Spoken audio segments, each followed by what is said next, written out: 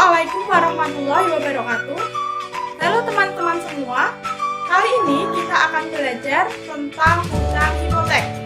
Materi yang akan kita bahas, yang pertama, pengertian hutang hipotek. Yang kedua, pencatatan penutupan hutang hipotek. Yang ketiga, pencatatan akhir periode. Dan yang terakhir, pencatatan saat membayar angsuran.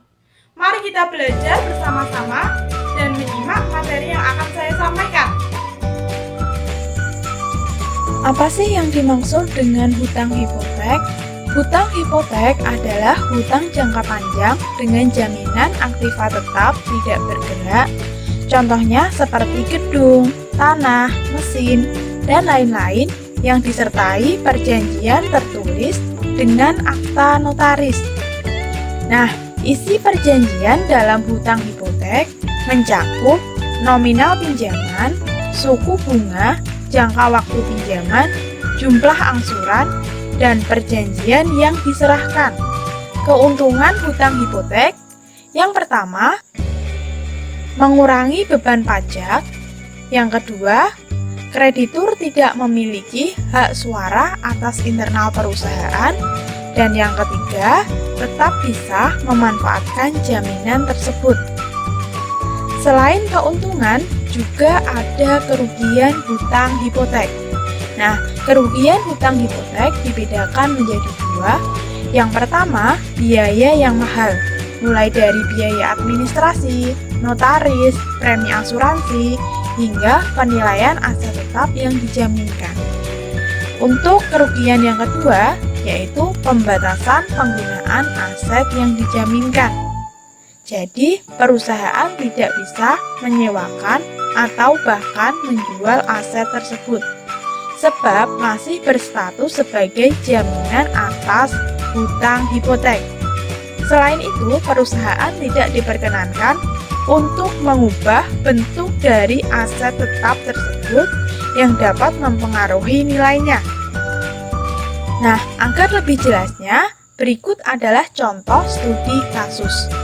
Pada 1 Agustus 2017, PT Usaha Makmur meminjam uang kepada Bank Mandiri sebesar 500 juta dengan jaminan gedung dan tanah sebesar 800 juta, lama pinjaman yaitu 5 tahun, bunga 12% per tahun, biaya yang diperhitungkan oleh bank sebagai berikut, beban akta 250.000 dan provisi kredit 1% dari pinjaman.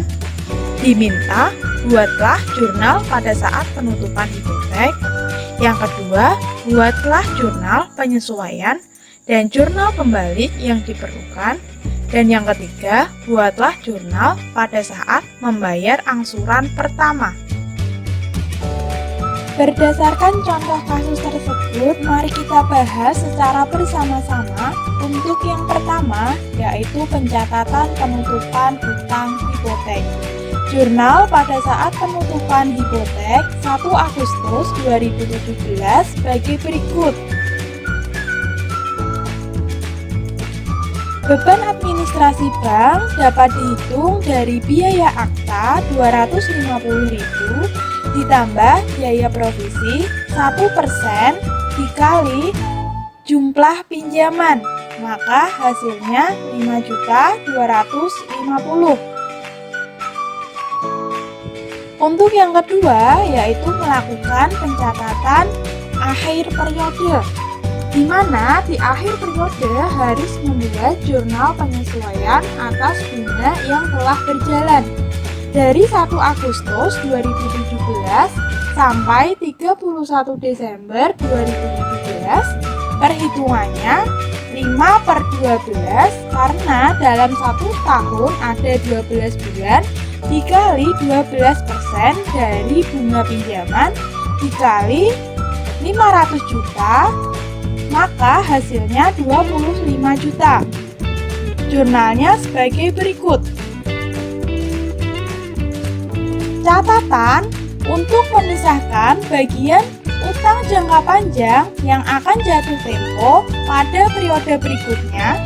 Pada setiap akhir periode, utang jangka panjang dipisahkan menjadi utang jangka pendek, maka dapat dibuat jurnal penyesuaian sebagai berikut.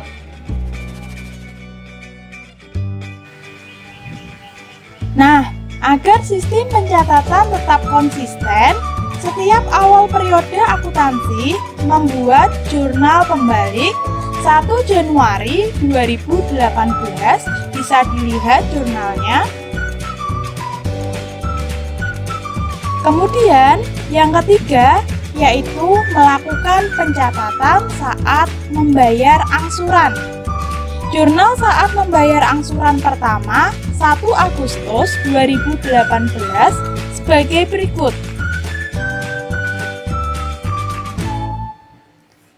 Beban bunga hipotek 12 bulan dari 1 Agustus 2017 sampai 1 Agustus 2018, perhitungannya 12 dibagi 12 karena dalam 1 tahun ada 12 bulan, dikali 12% bunga pinjaman dikali 500 juta, maka hasilnya adalah 60 juta. Pada angsuran kedua, ketiga, keempat, dan kelima, biaya yang harus dibayarkan besarnya sama. Begitu pula juga pada jurnalnya. Cukup sekian pembelajaran kali ini, semoga bermanfaat bagi kita semua. Wassalamualaikum warahmatullahi wabarakatuh.